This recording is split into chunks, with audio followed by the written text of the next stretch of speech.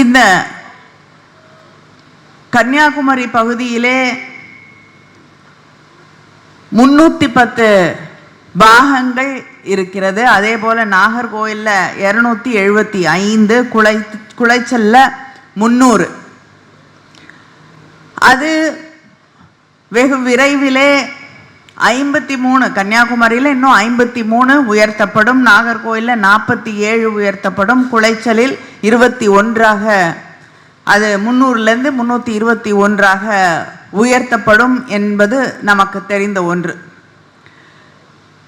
இந்த பாக முகவர்கள் கூட்டத்திலே கலந்து கொள்ள வேண்டும் என்று நாங்கள் அத்தனை பேரும் எல்லா பகுதிகளிலும் இருக்கக்கூடிய பாக முகவர்கள் கூட்டத்திலே கலந்து கொள்வதற்கு காரணம், நம்முடைய முதலமைச்சர் அண்ணன் தளபதி அவர்கள் ஆட்சி பொறுப்பேற்றுக்கொண்ட நாள் முதலாக தொடர்ந்து மக்களுக்கு தந்திருக்கக்கூடிய வாக்குறுதிகளையும் தாண்டி ஒவ்வொரு நாளும் மக்களுக்கான திட்டங்களை வகுத்து தந்து கொண்டிருக்கிறார்கள். இன்று காலை கூட அன்பு கரங்கள் என்று பெற்றோர்களை இழந்திருக்கக்கூடிய குழந்தைகளுடைய கல்விக்காக ஒரு திட்டத்தை உருவாக்கி அறிவித்து, அதை பேரறிஞர் அண்ணா அவர்களுடைய பிறந்த நாளான இன்று அவர்கள் அந்த திட்டத்தை நமக்காக வழங்கி இருக்கிறார்கள்.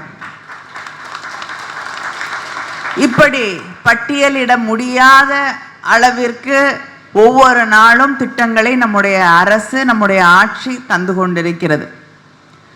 மக்கள் அதை மிக தெளிவாக உணர்ந்து கொண்டிருக்கிறார்கள். மக்களுக்கு எந்த குழப்பமும் இல்லை, சந்தேகமும் இல்லை.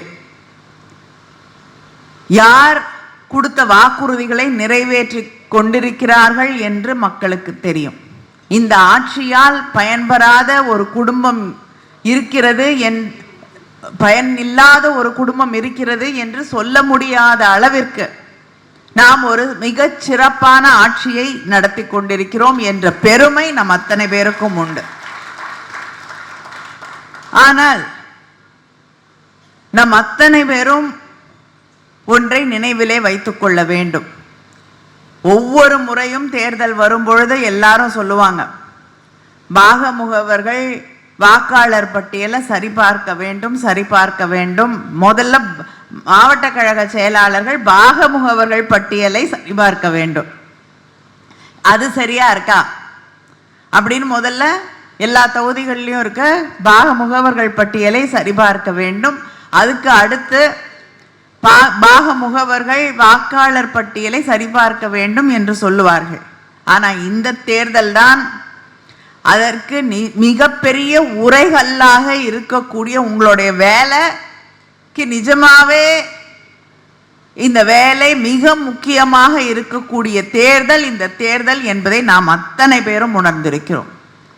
ஏன்னா இதுக்கு முன்னாடி இருந்திருக்கக்கூடிய ஒன்றிய அரசாங்கம், தேர்தல் கமிஷன்லாம் தேர்தல் நடக்கும், தேர்தலில் மக்கள் வாக்களிப்பார்கள். அந்த தேர்தல் எப்படி நடக்குது அப்படிங்கிறத கண்காணிக்கிறதுக்காக ஒரு தேர்தல் கமிஷன் இருந்தது. இப்பொழுது இருக்கக்கூடிய எலெக்ஷன் கமிஷன் எப்படின்னா, தேர்தலையே அவர்கள் மாற்றி அமைக்கக்கூடிய அளவிற்கான ஒரு தேர்தல் ஆணையம் இருக்கிறது என்ற சந்தேகம் நம் அத்தனை பேருக்கும் இருக்கிறது. இங்க ஒன்றியத்தில் இருக்கக்கூடிய ஆட்சி மக்களால் தேர்ந்தெடுக்கப்பட்ட ஆட்சியா அல்லது தேர்தல் ஆணையம் தேர்ந்தெடுத்த ஆட்சியா என்ற கேள்வி எல்லார் மனதிலும் இருக்கிறது. ஒவ்வொரு பகுதியிலும் ஆயிரக்கணக்கான வாக்குகள் திடீரென்று காணாமல் போயிருக்கிறது. பல ஆயிரக்கணக்கான வாக்குகள் புதிதாக பட்டியலிலே சேர்க்கப்பட்டிருக்கிறது. மகாராஷ்டிராவில் நடந்த தேர்தலாக இருக்கட்டும், ஹரியானாவில் நடந்த தேர்தலாக இருக்கட்டும், பல பகுதிகளில் இப்படிப்பட்ட ஒரு நிலை இருக்கிறது. இப்பொழுது பீகாரில் எஸ்ஐஆர் என்பதை கொண்டு வந்திருக்கிறார்கள். இங்கே பேசிய அமைச்சர் சொன்னது போல அதற்கு எதிராக ஒரு மிகப்பெரிய போராட்டத்தை திரு ராகுல் காந்தி அவர்களும் அங்கே இருக்கக்கூடிய தேஜஸ்வினி யாதவ் அவர்களும் நடத்தி கொண்டிருக்கிறார்கள். அந்த போராட்டத்திற்கு நாங்கள் உறுதுணையாக இருப்போம் என்று சொல்லக்கூடிய வகையிலே நம்முடைய முதலமைச்சர் அண்ணன் தளபதி அவர்கள் பீகாருக்கே சென்று அங்கே அவர்களோடு அந்த போராட்டத்திலே, அந்த பேரணியிலே, அந்த பொதுக்கூட்டத்திலே கலந்து கொண்டார்கள். இன்று பீகாரில் என்ன நடக்கிறது என்று பார்த்தால் நான் சில உதாரணங்களை மட்டும் சொல்கிறேன். கிஷன்கஞ்ச் என்ற இடத்திலே கிட்டத்தட்ட 68% இஸ்லாமிய மக்கள் வாழக்கூடிய பகுதி கிஷன்கஞ்ச்.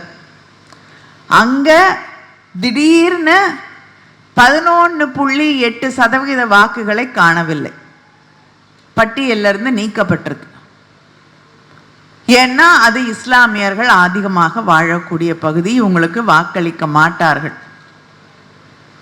அதே போல பூர்ணியான பகுதியில் 38% இஸ்லாமிய மக்கள் இருக்காங்க, அங்க 12% வாக்குகளை காணவில்லை, அந்த பட்டியலிருந்து நீக்கப்பட்டிருக்கு. மதுபானி என்ற பகுதியிலே 13% தலித் மக்கள், இஸ்லாமியர்கள் 18%, அங்க 10.4% ஓட்டுகள் குறைக்கப்பட்டிருக்கிறது, பட்டியலிருந்து நீக்கப்பட்டிருக்கிறது. இப்படி எந்தெந்த பகுதி எந்தெந்த இடத்திலே தனக்கு வாக்கு குறையும் என்ற சந்தேகம் அவர்களுக்கு இருக்கிறதோ அந்த பகுதியிலெல்லாம் தனக்கு வாக்களிக்காதவர்களுடைய பெயரை அந்த பட்டியலிலிருந்து நீக்கி சில பகுதிகளிலே வேறு ஒரு இடத்திலிருந்து புதிய பட்டியல் ஒன்றை உருவாக்கி அதை கொண்டு வந்து இதில் இணைக்கக்கூடிய அபாயம் இந்த தேர்தலிலே இருக்கிறது என்பதை உணர்ந்து கொண்டு நம்முடைய ஆட்சி, நம்முடைய முதலமைச்சர் அத்தனை பேரும் தன்னுடைய கடமையை செய்திருக்கிறார்கள். ஆட்சி பொறுப்பேற்றுக் கொண்ட போது அண்ணன் தளபதி அவர்கள் எனக்கு வாக்களித்தவர்களுக்கும் வாக்களிக்காதவர்களுக்குமான ஆட்சியாக இந்த ஆட்சி நடைபெறும், அனைவருக்குமான ஆட்சியாக இந்த ஆட்சி நடைபெறும் என்று உறுதியளித்தார்கள். அந்த ஆட்சியை, நம்முடைய கடமையை நாம் செய்து கொண்டிருக்கிறோம். அந்த கடமையை மக்கள் உணர்ந்திருக்கிறார்கள். ஆனால் இடையிலே வரக்கூடியவர்கள் தேர்தல் ஆணையம் போல நம்முடைய வாக்குகளை பறித்து, ஜனநாயக உரிமையை பறித்து இந்த தேர்தலிலே குழப்பங்களை விளைவித்து கூடாது. அதை தடுக்கக்கூடிய ஒரே சக்தி நீங்கள் என்பதை நீங்கள் உணர்ந்து கொள்ள வேண்டும். அந்த நினைவோடு மக்களுடைய ஜனநாயக உரிமையை பாதுகாக்க வேண்டும், நம்முடைய ஆட்சி தொடர வேண்டும், நம்முடைய போராட்டம் வெற்றி பெற வேண்டும் என்ற அந்த எண்ணத்தோடு நாம் இந்த தேர்தலிலே பணியாற்ற வேண்டும். இன்று பேரறிஞர் அண்ணா அவர்களுடைய பிறந்த நாள். நாம் நாளை முப்பெரும் விழாவை கொண்டாட இருக்கிறோம். இந்த நாட்டின் ஜனநாயகத்திற்காக, மாநில உரிமைகளுக்காக, மாநில சுயாட்சிக்காக தன் வாழ்நாளெல்லாம் குரல் கொடுத்த தலைவர்தான் பேரறிஞர் அண்ணா அவர்கள். அந்த மாநில உரிமைகளை, அந்த மொழிக்கான உரிமைகளை தொடர்ந்து தட்டி பறிக்கக்கூடிய ஒரு ஆட்சிதான் ஒன்றியத்தில் இருக்கக்கூடிய பிஜேபி என்பதை நாம் புரிந்து கொள்ள வேண்டும். கடந்த சில தினங்களுக்கு முன்னால் உள்துறை அமைச்சராக இருக்கக்கூடிய அமித்ஷா, நாங்கள் யார் மீதும் ஹிந்தியை திணிக்கவில்லை, ஆனால் ஹிந்தி தான் அறிவியலுக்கான மொழியாக, மக்களுக்கான மொழியாக, ஆட்சிக்கான மொழியாக இருக்க வேண்டும் என்கிறார். அப்ப இது ஹிந்தி திணிப்பு இல்லையா?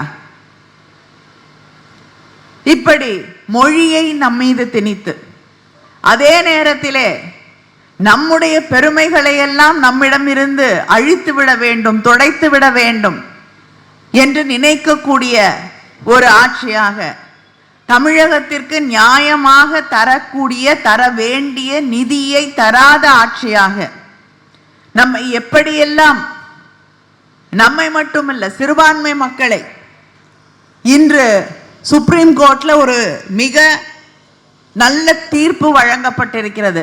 முழுமையா அந்த சட்டத்தை தூக்கி எறியணும்.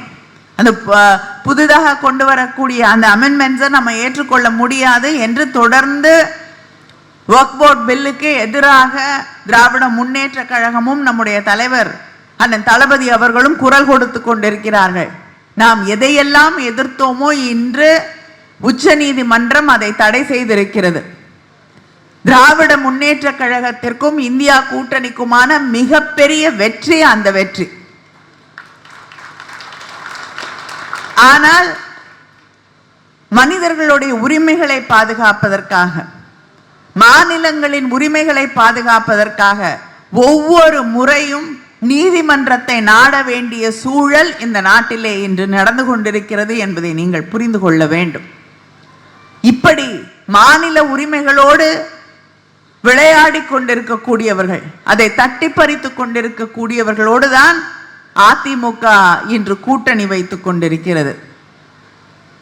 தமிழ்நாட்டுக்கு, தமிழ் மக்களுக்கு துரோகம் செய்து கொண்டுதான் இன்னைக்கு 4 வருஷமா காணல. எங்க போனாருன்னு தெரியல. திடீர்னு வந்து தேர்தல் வந்து விட்டது, எனக்கு வாக்களியுங்கள் என்று பவனி வந்து கொண்டிருக்கிறார்கள். இதுல திமுகவை பார்த்து விமர்சனம் வேற. திமுக கூட்டணி தேர்தல் வரை நீடிக்காது என்று. எங்களுடைய கவலை எல்லாம் திமுக கூட்டணி நிக்குதா இல்லையான்றதை பத்தி நீங்க கவலைப்பட வேண்டாம். உங்களுடைய அதிமுக தேர்தல் வரை நீடிக்க வேண்டும் என்பதுதான் எங்களுடைய கவலை. அதை பார்த்து கொள்ளுங்கள், பத்திரமாக பார்த்து கொள்ளுங்கள். இப்படி மக்கள் மீது எந்த அக்கறையும் இல்லாமல், மக்களை பற்றி கவலைப்படாமல், தமிழ்நாட்டுக்கும் தமிழ் மக்களுக்கும் துரோகம் செய்து கொண்டிருக்கக்கூடிய 2 பேர் நமக்கு எதிராக கூட்டணி வைத்து இருக்கிறார்கள்.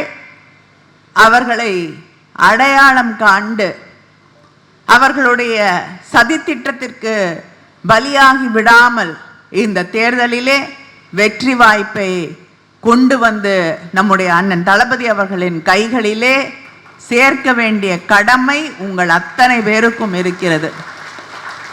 6 தொகுதியிலும் வெற்றி பெற்று எந்த தொகுதி எந்த கூட்டணிக்கு போகுது, எந்த தொகுதி நமக்கு இருக்கு அப்படிங்கிறதெல்லாம் சிந்திக்காமல், யார் வேட்பாளர் என்றாலும் அது திராவிட முன்னேற்ற கழகம் நிற்கக்கூடிய தொகுதி என்ற அந்த உறுதியோடு, அந்த நினைவோடு நாம் 6 தொகுதியிலும் களமாடி வெற்றி பெறுவோம், வெற்றி பெற வேண்டும். அதற்கு அடிப்படையாக உங்களுடைய உழைப்பு, நீங்கள் கண்ணும் கருத்துமாக அந்த பட்டியலை சரி செய்வது, வாக்காளர்களை நேரில் சென்று சந்தித்து உங்களுடைய கடமையை செய்வது என்பதில் தான் இருக்கிறது. அதனால் வெற்றி பெறுவோம்.